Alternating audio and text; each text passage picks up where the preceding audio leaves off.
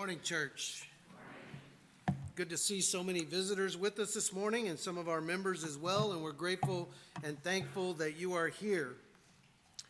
We're going to talk about suffering the next couple of weeks, and if you've been following the news, you know that, there it goes. If you've been following the news, you know that recently there was a collapse of a building in Florida in which, as we speak, they're still searching for survivors. And oftentimes when an event like that occurs, people begin to question things. Where was God?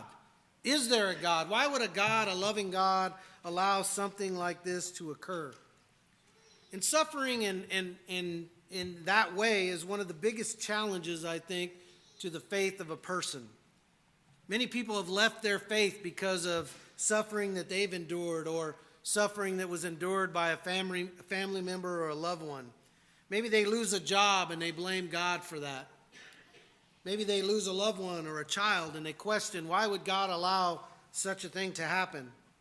Why would a loving God allow this to happen to me? And some have even gone further and concluded that the idea of a loving God and suffering existing in our world are not compatible.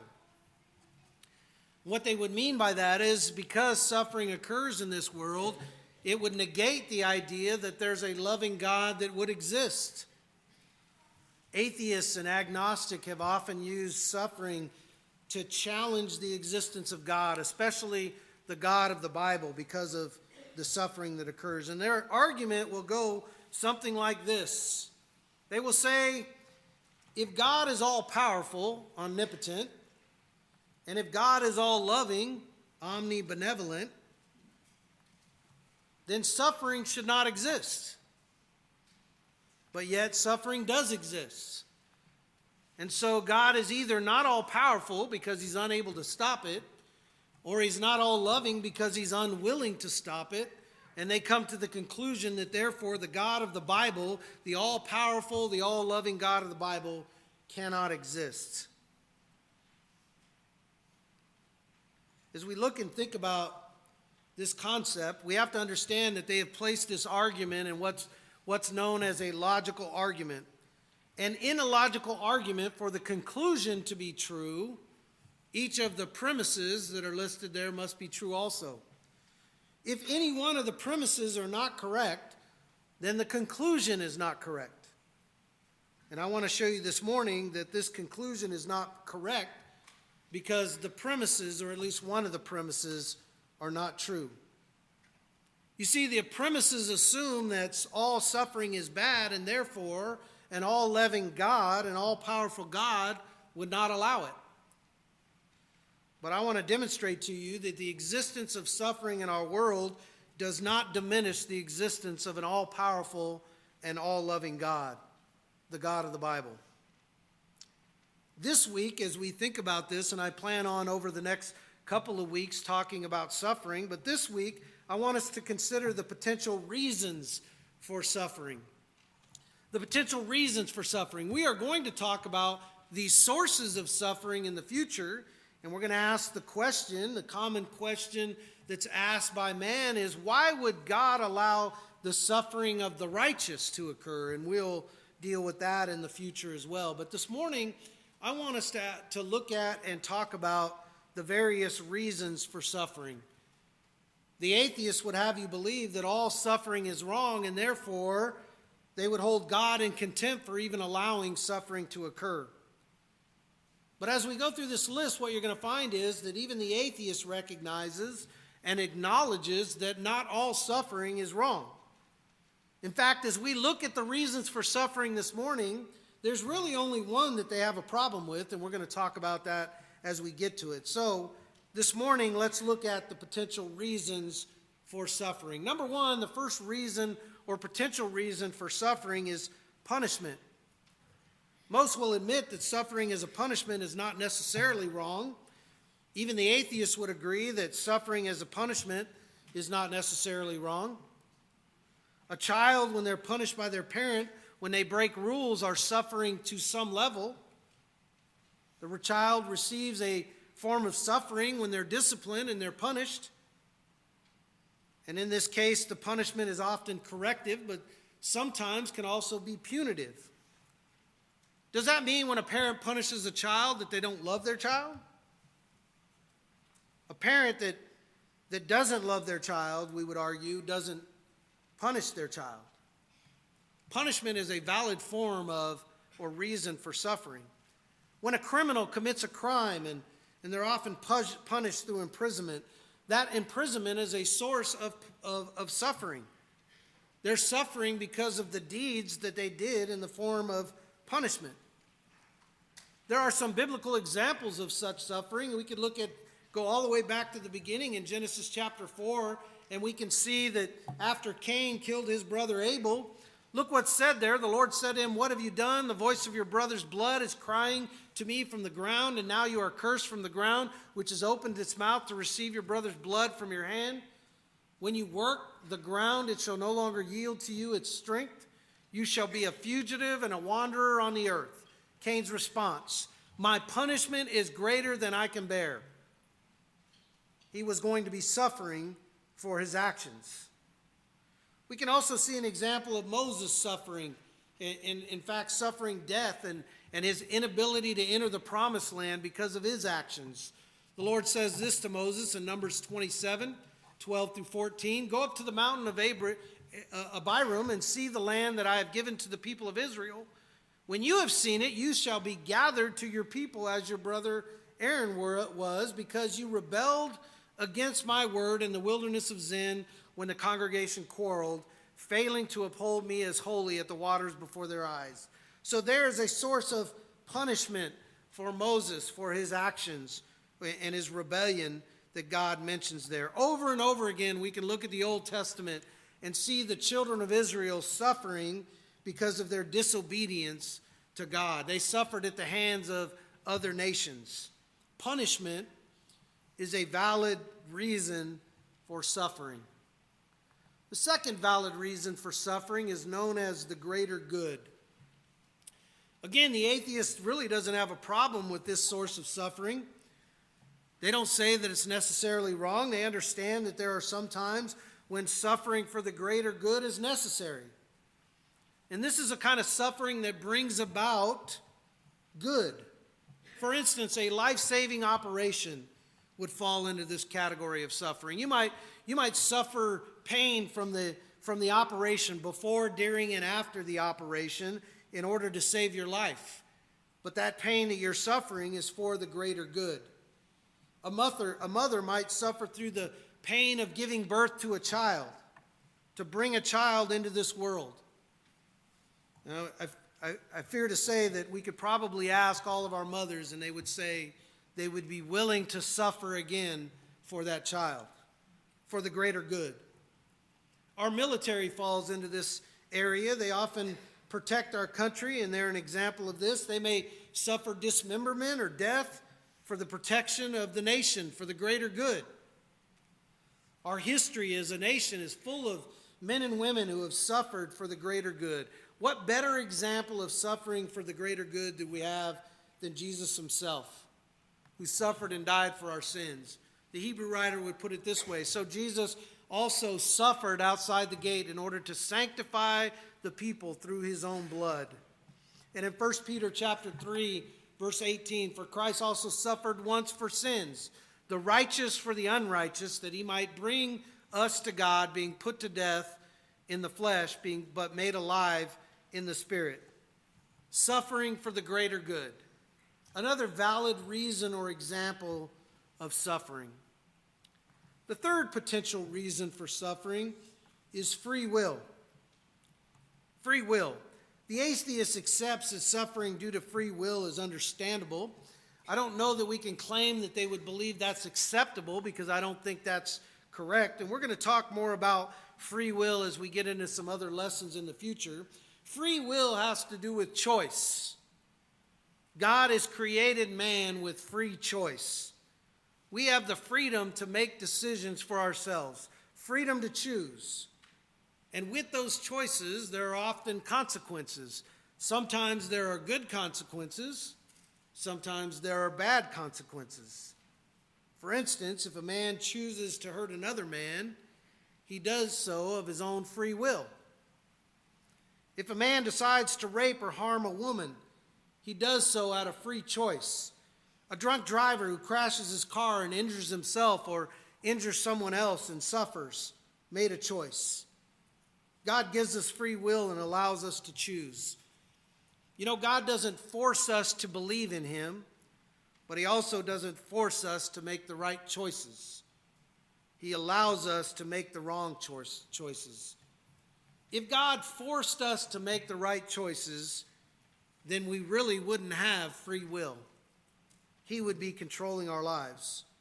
It would be similar to a robot being controlled by somebody. But God allows free will, and he allows us to choose. And that, by the way, demonstrates the love that he has for us, in that he allows us to choose wrongly, even if it's against his will.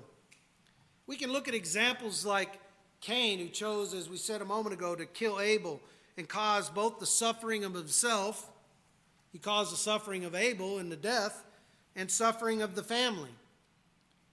You're all familiar with the story of Uriah the Hittite that was killed by King David, all because David's choice, his free will to choose to commit adultery with Bathsheba and then to cover it up, to kill Uriah for that.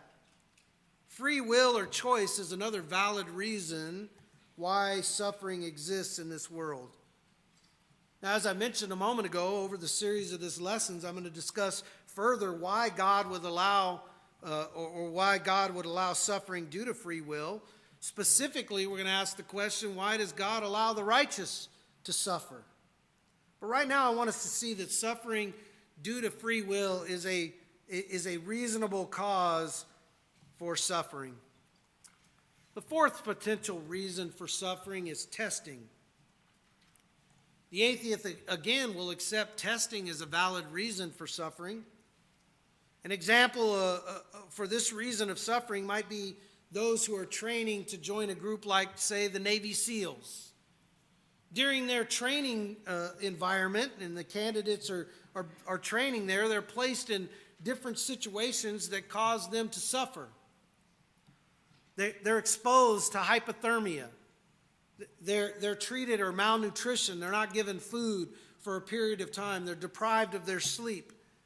They're put in a rigorous environment to see how they'll respond in those environments. They're suffering, but they're doing it for the purpose of a test. And during the training, they're brought to the point, even in the Navy SEALs, they're even brought to the point where they feel as if they're going to drown. You might ask, well, why would they take a candidate of the Navy SEALs and get to the point of drowning?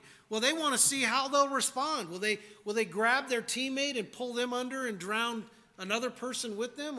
Or how will they react? The trainers then observe the responses of these candidates for Navy SEALs and see how they will react. Will they panic? Will they give up? Will they remain composed and continue to operate?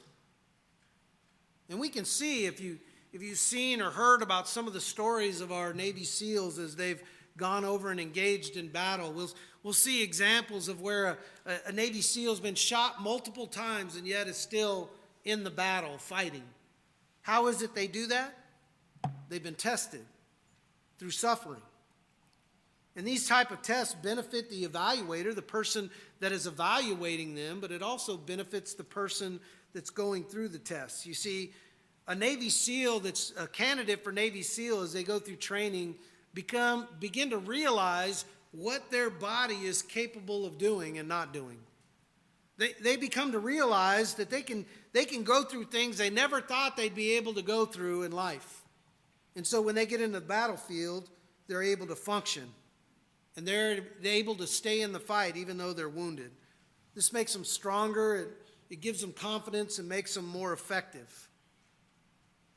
God used a test on Abraham, if you recall, in Genesis 22, verses 1 through 18, where God tested Abraham's faith in his obedience to God, even if it meant sacrificing his only promised son. And this test was a benefit to Abraham. It made him stronger. And we could use a whole bunch of application to talk about how Christians suffer and how they can be made stronger from suffering but that's not this point. That's not the point of this sermon. But there's certainly some application there. The fifth reason why, or reason for suffering, is natural laws. The atheist accepts the suffering due to natural laws as acceptable. Natural laws govern our planet. They govern our solar system. If it wasn't for natural laws, we would have never been able to put astronauts on the moon. We'd never be able to send like the rover that was recently sent to Mars, or at least recently landed on Mars. It was sent a while ago. These natural laws allow us to operate. Think of the law of gravity for a moment. Think of the fact that if gravity didn't exist everywhere on the planet, and you happen to be walking down the sidewalk, and you reach a level or a place where gravity doesn't exist, and you get shot up into space. Without natural laws, the world would be in chaos. But laws like gravity also can bring about suffering. A person falling from a building falls to the ground and may suffer or die because gravity exists.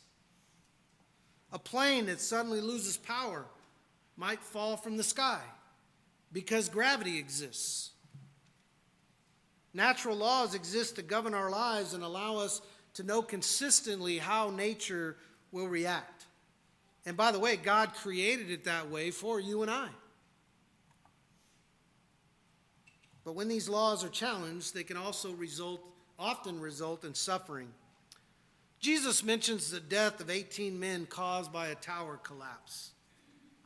That's found in Luke chapter 13. I have verses 2 and 4 up here on the board. Notice what Jesus says. He says, "Do you think that these Galileans were worse sinners than all the other Galileans because they suffered in this way? Or those 18 on whom the Tower of Siloam fell and killed them? Do you think that they were worse offenders than all others who lived in Jerusalem?" Jesus' point is that these people didn't suffer because they were wicked. They didn't suffer because of their sins. These 18 men died because of natural laws. A building collapse. Maybe because it wasn't built properly. Maybe because of the wind that had been beaten against it for many years. Maybe because water had made its way into the structure and caused some type of issue that caused its collapse. Maybe the weight of the people that were in this tower caused the collapse. We have the same questions about this building in Miami, don't we? I look at the news and all I see is articles about what caused the building to collapse. There are certainly a variety of reasons, but I can tell you right now for a fact, one of the reasons why that building collapsed was gravity. When a building breaks apart, it's going to fall to the ground because of natural laws. It's a valid reason for suffering. The sixth and final reason, or potential reason for suffering, is the reason the atheists have an issue. This is really the only reason that the atheists or agnostics challenge God. It's the only real reason that they say that there can't be a God of the Bible, because of this reason for suffering. Here it is. Have I set it up well for you? Here you go. It's mysterious or unknown suffering. Really, it's the mysterious and unknown suffering that the atheist has a problem with. I submit to you, they don't understand it because they don't accept it because they may not understand the reason why. You see, the atheist doesn't know why the suffering might have occurred, and so they don't accept it, and they show contempt to God. Why would God allow that to happen? There may be suffering in our life that we endure that we cannot determine the reason for. We may not be able to say with certainty that the reason was caused by one of the other categories that we already went into. And so it falls into this category of those that are mysterious or unknown. And we may never know in this lifetime the reason why certain things occurred in our life and we suffered for it. Job's an example of this kind of suffering. Job lost his children. He lost his property. He lost his health. And nowhere do we read in Scripture that Job was ever told the reason why he suffered. We can see the reason why. We have the luxury of picking up our Bible and opening it to the beginning of the book of Job, and we see this conversation between God and the devil, And we see the reason why Job suffered, and we see, in fact, we see who the source of the suffering is. We'll talk about sources next week, but you recall Job's friends blamed God as the source of the suffering. The reality of the source of that suffering was not God, but Satan. The atheist would have you believe that not knowing why suffering or why someone's suffering makes it unjust. And if that were the case, then Job's suffering was indeed unjust. But that's not the case. And think about this example. Did the Christians in the first century know that the suffering they would face, and by the way, if you ever read and look at the amount of suffering the Christians in the first century went through just because they were Christians, being impaled on posts and lit on fire to light the garden of the emperor, being placed inside the arena, what's known as a circus, with wild beasts so that they can entertain the crowd as they were being torn apart. Did they know that their suffering would cause the church to grow rapidly? Does that mean it was unjust? Just because we don't know the reason for suffering does not mean the suffering is unjust. I'm reminded of Ruth the Moabite. Ruth suffered the loss of her husband. You recall the story. There's a book in the Bible named after her. After her son died at a very young age, she went with her mother-in-law, Naomi, back to Jerusalem or back to Judah. She would later meet and marry Boaz. She's recorded in Matthew as being in the lineage of Jesus Christ by that marriage to Boaz. She would have never been in the lineage of the Messiah had she not lost her husband and suffered. She didn't know her name would forever be recorded in history, that there would be a book of the Bible that would bear her name, and that she would be in the lineage of the Messiah. But just because she didn't know the reason for the suffering does not mean that it's unjust suffering. Not knowing the reasons for suffering doesn't negate the existence of an all-powerful, all-loving God. In the next few weeks, we're going to talk about the different sources of suffering. Where does suffering come from? Hopefully, I'll be able to answer the question for you, why do the innocent suffer? Why do the righteous suffer? But I wanted us to see the claim of the atheists about the presence of suffering being a mark against an all-powerful and all-loving God was false. The atheist himself accepts most reasons for suffering. And so the fact that suffering exists does not negate the fact that there's an all-loving and all-powerful God. With their logic, you could reject an all-loving and all-powerful God when you don't know the reason you're suffering. But once you find out the reason, then you can accept an all-powerful and all-loving God. But then if you suffer again and you don't know the reason, then you would deny an all-powerful and all. That's what I call yo-yo theology. You kids know what a yo-yo is, right? Up and down and up and down. Yo-yo theology says, oh, he doesn't exist because I don't know the reason for suffering. But once I learn the reason for suffering, he might exist. But now I've suffered again, so he doesn't exist. Whether we know the reason or we don't know the reason, we might be suffering for a valid reason. Suffering does not negate the existence of an all-powerful, all-loving God. In the future, we're going to answer this question. I hope to be able to answer it for you. Why do the innocent suffer? It's a question that many people have, especially when they go through this process. It's the question when a young family has when they lose a young child. It's the question that families have when their loved one becomes the victim of a violent crime, maybe for being in the wrong place at the wrong time. But because these things occur, it doesn't negate the existence of an all-loving and all-powerful God. Suffering does not negate his existence. This morning we looked at the reasons for suffering. We saw 6 various reasons. There may be some other reasons. These are the ones that I could come up with. But I want you to notice as we looked at each of those reasons, there are some valid reasons for suffering. People suffer all the time for the greater good. I'm reminded of an example that was given during a debate about suffering. And in the debate, the argument was made that because you don't know the reason for suffering, it negates the fact that God would exist. And the person that was debating the atheist used this example. He said, when you were a child and you came out of your mother's womb and you later were taken home, and then your mother brought you back to the hospital and you were injected with a needle for immunizations, did you feel pain? Did that baby suffer for a period of time? Did that baby know the reason why they suffered? Later in life, they might know the reason why. But just because we don't know the reason why suffering might occur does not negate the existence of an all-powerful and all-loving God.